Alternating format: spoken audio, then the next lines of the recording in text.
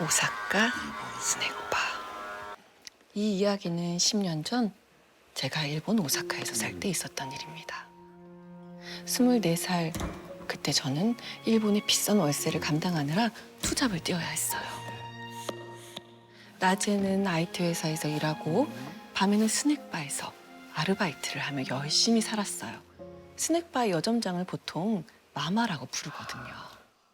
당시 스낵바에는 저 말고도 2명의 일본인 언니들이 있었는데요. 마마는 저를 유달리 이뻐했어요. 저 두 사람 뒤에는 할머니랑 아저씨가 붙어 있는데 너는 아무것도 안 붙어 있어서 좋아. 오, 이 뭐야? 마마는 귀신을 보는 사람이었습니다. 와. 어려서부터 교회를 열심히 다녔던 전 그 얘기를 듣고 내심 뿌듯했어요. 아, 하나님이 나를 지켜주고 있구나 생각했거든요. 그렇게 스낵바에서 일을 시작한 지 한 달쯤 되었나? 그때 갑자기 마마가 제 손을 꽉 잡는 거예요. 왔어. 너 혹시 쟤 모르니? 가게 모퉁이 위쪽을 가리켰어요. 제가 놀라서 묻자 마마는 기이한 얘기를 했어요. 매주 화요일 12시 30분이면 가게에 나타나는 여자아이가 있다는 거예요. 요렇게 목까지만 보이는데 찔러 죽일 듯이 쳐다본다는 거예요. 너 저 교회 다닌다고 했지? 저 어떻게 좀 해봐. 마침 제 가방엔 늘 갖고 다니던 미니 성경책이 있었거든요. 귀신이면 이게 통하지 않을까? 마마가 가리킨 곳에 가서 부들부들 떨며 주기도문을 읽기 시작했어요. 텐니, 뭐라래도. 와타시노 수유. 잠시 후 놀란 눈을 난 마마가 제 쪽으로 성큼성큼 다가오더니 신기하네, 신기해. 그 애가 없어졌어. 제가 성경을 펼치는 순간 그 귀신이 스르르 사라졌다는 거예요. 그 일로 마마는 저를 더 예뻐하기 시작했어요. 당연하지. 그렇게 스낵바에서 일한 지 3개월쯤 되었을 때 저는 가게를 자주 찾아오는 손님 한 명과 사랑에 빠졌어요. 아, 이거 다채롭네, 얘기가. 남자의 이름은 타케루. 타케루는 하루가 멀다 하고 스낵바를 찾아 놀다 갔어요.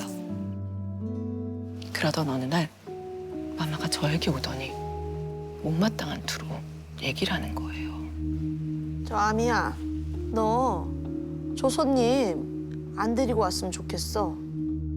마마, 타케루가 와서 수정도 많이 팔아주는데. 그러세요. 저 남자 등 뒤에 웬 여자가 붙어 있어. 검은 눈에 긴 머리를 하고 회색 원피스를 입고 있구나.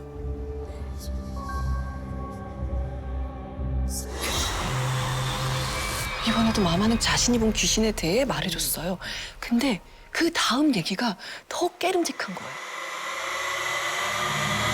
원한기야, 원한기. 사람을 해칠 수 있는 악령이라고. 그러면서 그 귀신이 계속 절 죽일 듯이 노려보고 있다고 했어요.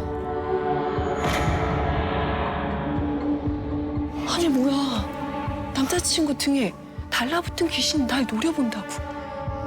마마가 한 말이 찜찜하기도 하고 자꾸 생각이 나는 거예요. 무슨 일이야? 그게 우리 마마가 귀신을 좀 보거든? 근데 자기 등 뒤에 여자 귀신이 붙어있다는 거야.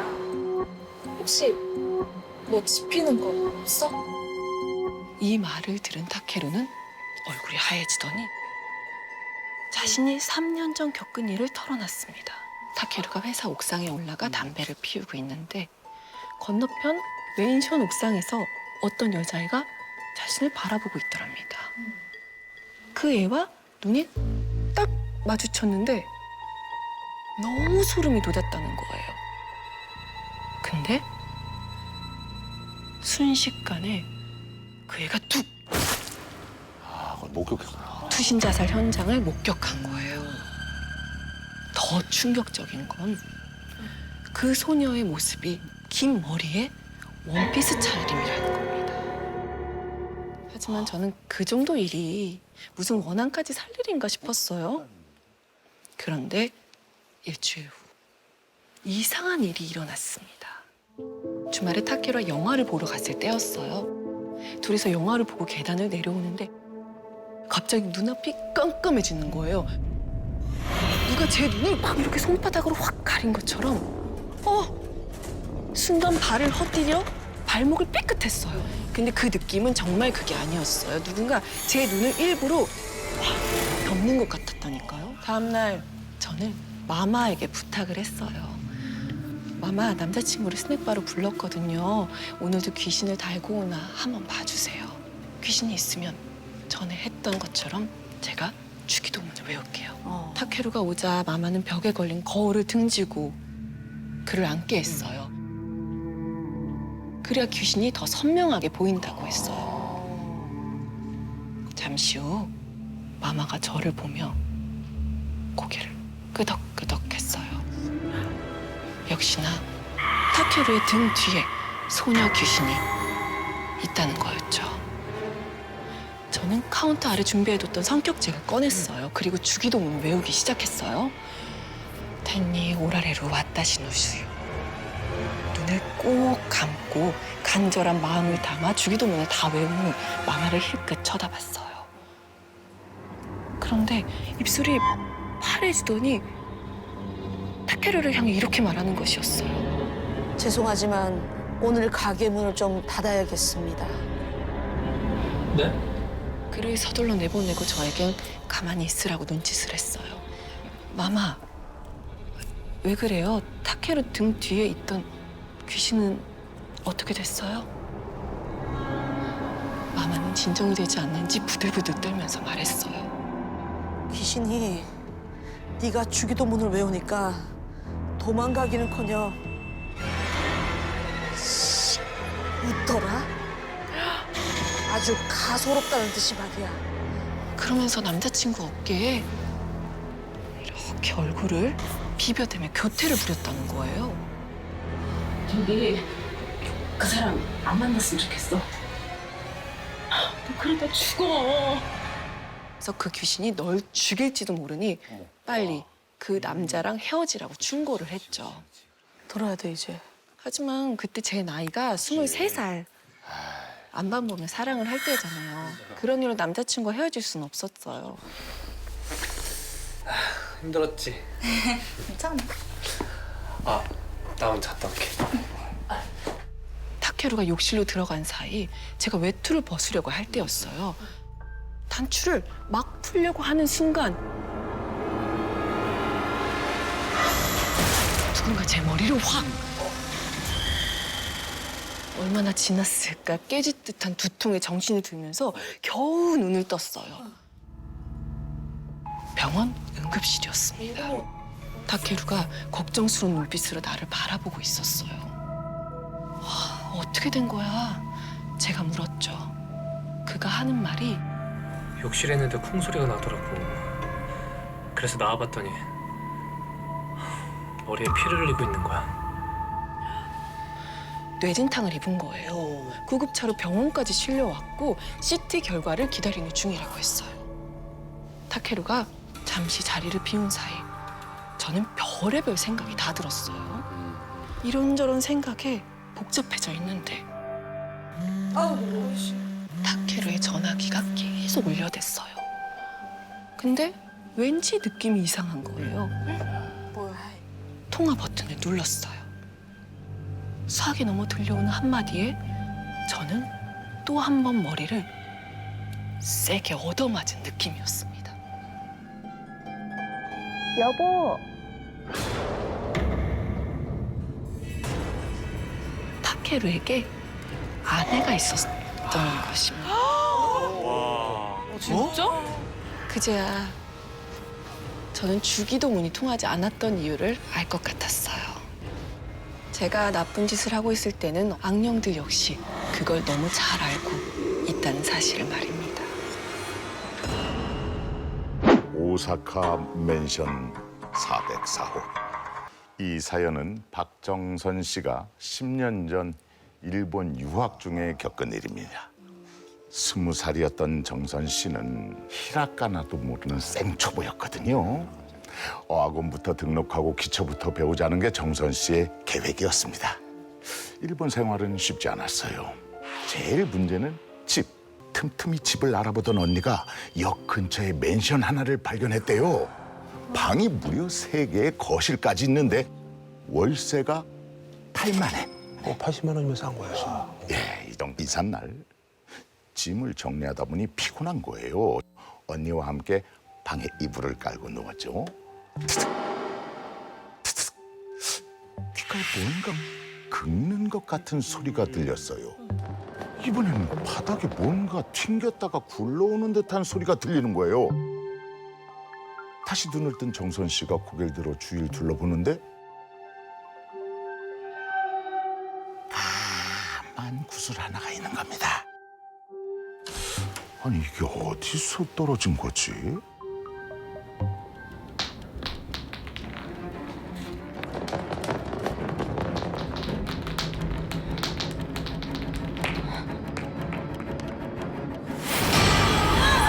머리가 하얗게 센 노인이 검은 입을 쭉 벌리고 검은 눈물을 줄줄 흘리며 서 있는 겁니다.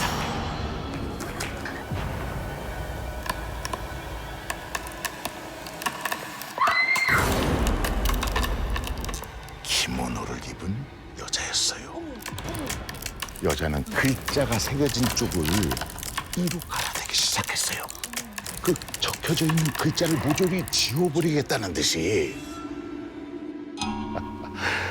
다행히 그것은 꿈이었고 처음에는 그저 피곤해서 이렇게 악몽을 꾼 정도로 생각을 했어요. 그런데 그날 이후로 정선 씨가 집에 혼자 있을 때면은 계속해서 꿈속에서 들은 그 소리가 계속 들리는 거예요. 꿈이 아니라 실제로. 대신 정선 씨는 집에 혼자 있기가 최대한 무서우니까 그걸 피해보기로 한 거예요. 어느 날. 앞으로 이 핸드폰 꼭 갖고 다녀. 네가 어디 있는지 언니가 알아야지. 핸드폰이 생기고 나니 언니는 매일같이 정선 씨한테 문자를 보내는 거예요. 근데 문자 내용이 대부분 집에 있어? 그러던 어느 날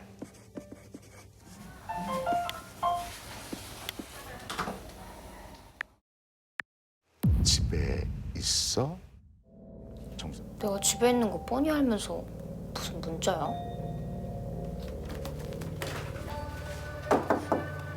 언니! 언니, 문자했어? 나 집에 있었는데 왜?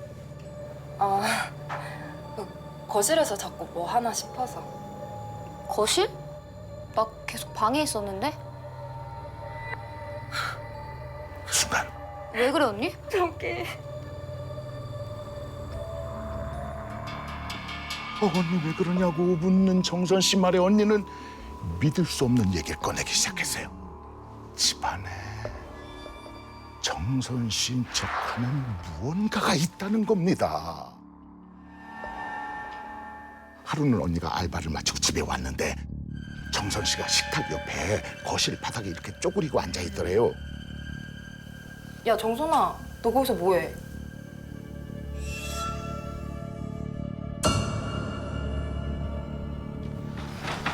언니 나왔어.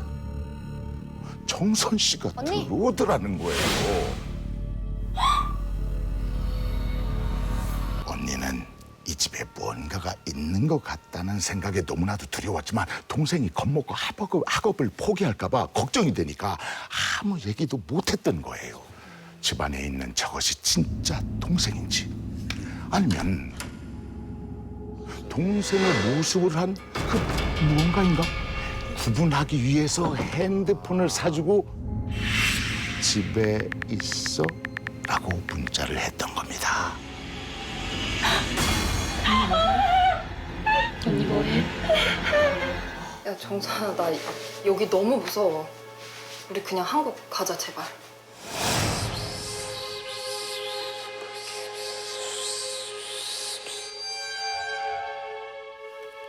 우리 여기 조금만 더 있자. 어? 분명히 얼마 전까지만 해도 이 집이 무서워서 밖으로 나돌던 정선 씨인데 말이죠. 왜 갑자기 바뀐 거야? 그 무렵 정선 씨가 꾸는 꿈은 달라져 있었어요. 정선 씨는 거실로 나가 식탁에 앉습니다. 그러면은 여자가 정선 씨 앞에 따뜻한 음식들을 내어주죠. 갑자기 그 음식이 까만 염주 구슬들로 바뀌는 거예요. 그런데 언젠가부터 정선 씨는 그들이 무서운 게 아니라 가족처럼 느껴졌어요. 정선 씨에게 다가와서 기특하다는 듯 머리를 쓱 쓰다듬는데 그 손길이 너무나 포근하게 느껴지는 거죠.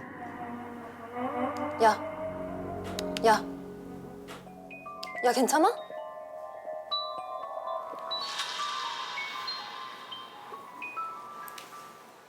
언니, 나 왜 여기서 자고 있어? 기억 안 나? 그 엄마의 기분에 해.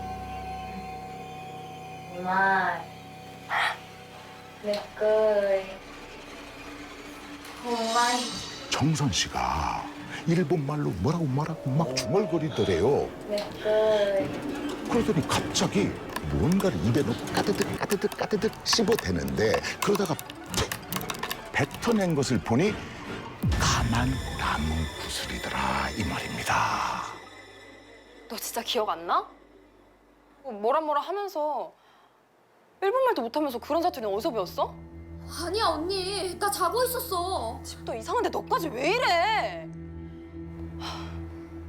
일단 이 집부터 정리하자. 안 돼. 언니가 나가.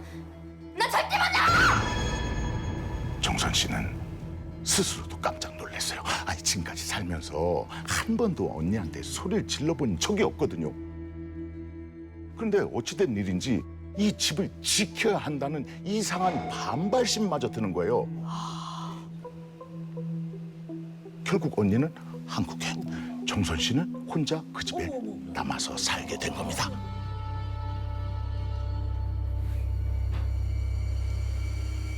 어둠에 가려진 거실에 여태껏 느끼지 못했던 기괴한 기운이 감돌았어요. 구슬이 굴러온 곳은 거실, 식탁, 그리고 발견하고 말았습니다.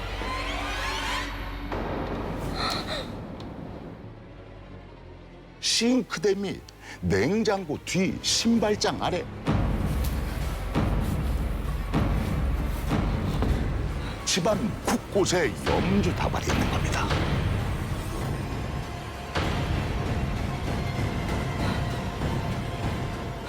본능적으로 정선 씨는 그 집에서 빠져나왔고 곧바로 며칠 지나지 않아 한국으로 돌아가게 됩니다. 정선 씨는 여전히 궁금하다고 합니다. 그 404호 그 집의 정체는 과연 무엇일까? 자, 제가 말씀드릴 이야기는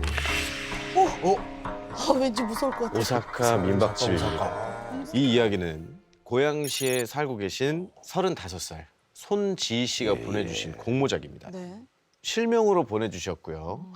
이야기는 4년 전인 2017년 실제로 겪은 실화입니다. 진짜 얼마 안 됐어. 네. 일단 이 두 부부는 설레는 마음으로 일본 오사카 여행 계획을 세우게 됩니다. 숙소 예약을 위해서 인터넷으로 이곳저곳 이제 알아보던 우리 지희 씨. 근데 그때 어머, 자기야 여기 완전 싸다 라면서 지희 씨가 정말 가성비 갑인 숙소를 발견을 하게 됩니다. 이 숙소 가격이 무려 일본 돈으로 3,000엔. 한화로 따지면 4만 원? 3만 원이에요. 집 전체를 네. 단돈 3만 원. 숙소가 근데 이제 또 저렴하면 그만큼의 이유가 있습니다. 거리가 멀거나. 그렇죠. 교통이. 바로 그겁니다. 맞아, 맞아. 오사카 도심에서 멀리 떨어져 있고 어. 사진으로 보니까 조금 좀 건물이 낡았나? 낡은 오래되어 보이기도 한 네. 그런 건물이었던 거죠. 이렇게 숙소 예약을 마치고 드디어 오사카에 도착한 그날.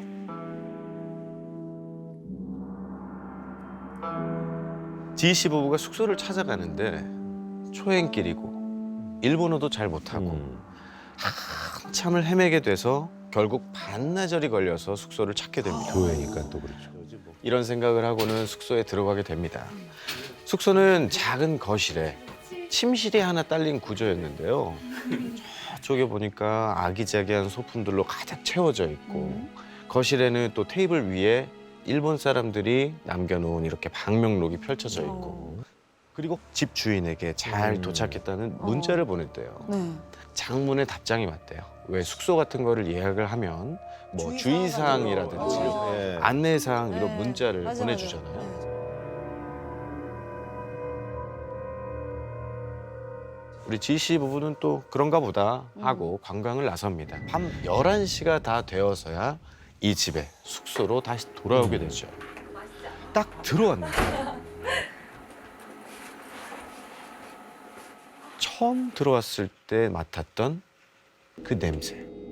분명히 창문을 열어서 환기를 시켰음에도 불구하고 그 냄새가 굉장히 많이 퍼져 있다는 겁니다. 그리고 지희 씨는 잠깐만. 무슨 소리 들리는 것 같지 않아? 그러자 남편이 들려. 무슨 소리를 듣는데 그 소리는 마치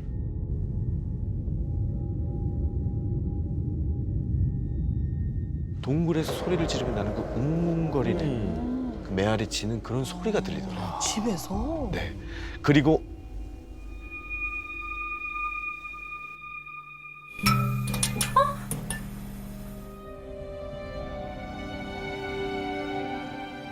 이 불 꺼진 집에 이상하게 적막감이 감돌더래요. 그렇지 당연히. 남편이 급하게 이렇게 벽을 막 더듬더듬 찾으면서 스위치를 찾아가지고 딸깍딸깍 계속 해봤는데도 안 켜져. 전혀 불이 들어오지 않더래요. 일본 숙소 정전이라고 검색을 해요. 그래. 그리고 계속 찾아보는데 누군가 올려놓은 게시물이 하나가 눈에 띕니다. 천천히 이렇게 읽어보니까 집에서 악취가 난다. 이상한 소리가 들린다. 어? 그리고 갑자기 정전이 된다. 뭐야? 똑같은 상황인데? 이게 다 귀신이 있다는 징조야. 순간 섬뜩하기는 했지만 그냥 뭐 단순 정전이겠지. 여행도 왔는데 라고 생각하고 그냥 넘어가기로 했대요. 시간도 너무 늦었고 오래 돌아다녀서 피곤해서 우리 일단 씻을까라고 지희 씨가 얘기를 했대요. 따뜻한 물을 받고 몸을 담갔더니 노곤노곤해지는 거죠. 피로가 확 네, 풀리지. 피로가 확 풀리고 너무 행복함을 느끼고 있는 그때 거울에 뭔가 언뜻 비치는 거예요. 어떤 한 여자의 모습이 비치는 거죠.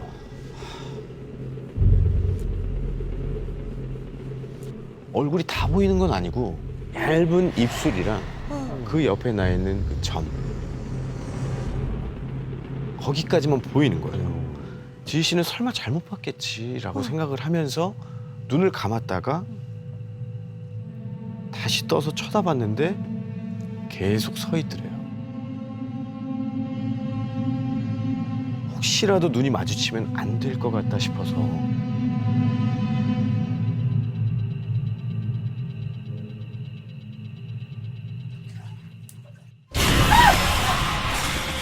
이제 남편을 깨우려고 가서 보니까 이 와중에 또 남편은 너무 피곤해가지고 완전히 뻗어서 아예 그냥 이불을 머리 끝까지 독한 덮어쓰고 사람이네, 아유, 침대에서 누워서 자고 있더랍니다. 여기를 나간다고 해도 갈 곳이 없는데 아침이 돼서 빨리 나가야겠다라고 생각을 하고 지희 씨도 이제 남편 옆에 누워서 잠을 청하려고 하는데 이 숙소가 너무 추웠는지 장기침이 이제 계속 나오더래요. 이때 옆에 누워 있던 이제 남편이 손이 이렇게 싹 나와서 우리 지희 씨의 목을 싹 감싸주더래요. 그리고 목도 이제 어루만져주고 볼도 쓰다듬고 손도 이렇게 꼭 잡아주더래요.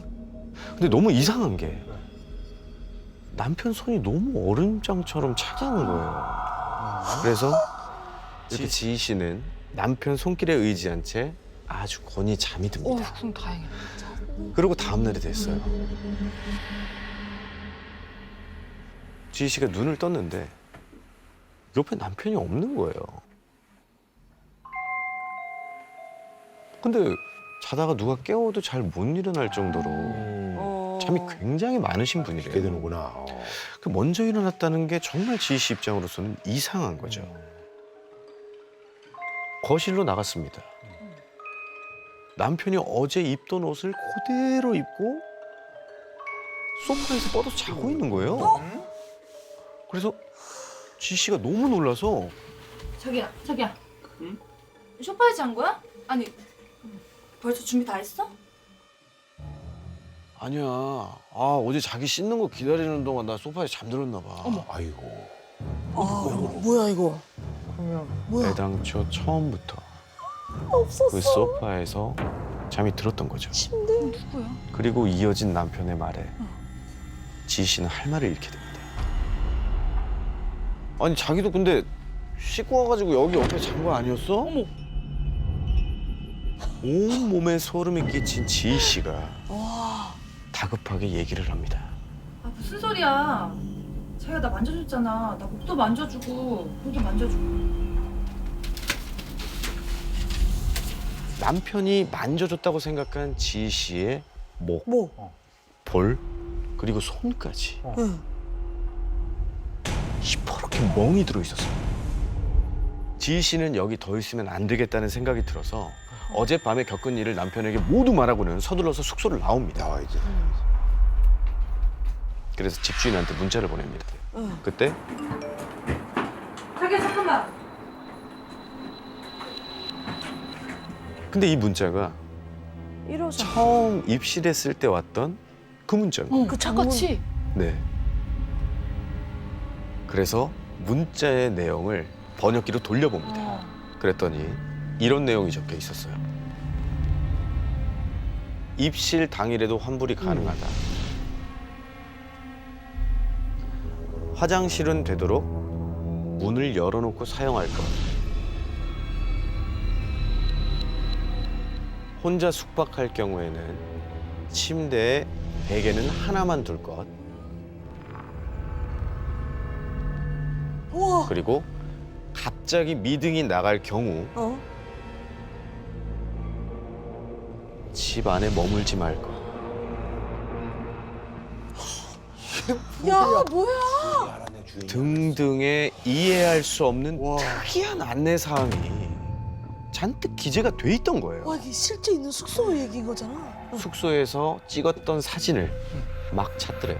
투숙객들이 아까 제가 말씀드린 그 테이블 위에 놓여 있던 방명록이 있었잖아요. 후기. 그 사진에 찍힌 내용을 번역기에 입력해 봅니다. 혹시나 해서 남편의 얼굴이 새하얗게 못해 파랗게 질려버려요. 이렇게 적혀 있더래요. 정전이 된 이후로 이상한 사람들이 보입니다. 숙박료가 싼 건 이 집에 저희 말고 3명이 더 있기 때문이에요. 다섯 명이서 쓴 거네. 5명이서. 소파에 1명, 침대에 1명, 화장실. 그리고 화장실 거울 속에 1명이 있습니다.